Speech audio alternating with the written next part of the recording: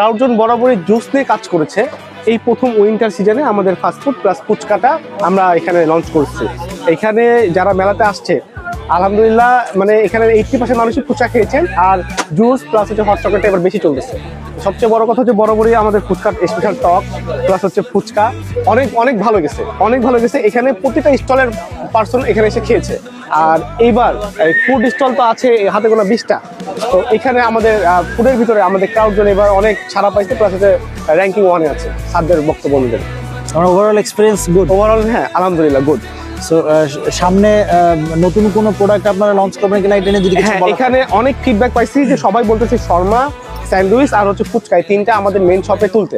আমাদের মেন শপে কোনো স্ন্যাক্স নেই, আমরা ওটা নিয়ে মানে কথা চলছে, আমরা ওটা রিসেন্টলি আমাদের মেন শপে রাখবো। আচ্ছা, আগামী 16 থেকে 18 তারিখ পর্যন্ত রাজশাহী ভার্সিটি সাবাস বাংলাদেশ মাঠে একটা পিঠা মেলা আছে, সেখানে ক্রাউডজন থাকবে, আপনারা সবাই আসবেন। আর ক্রাউডজনের মেন শপ হচ্ছে মালোপাড়া কাদিরগঞ্জ প্রাইমারি স্কুলের পাশে। আসসালামু আলাইকুম।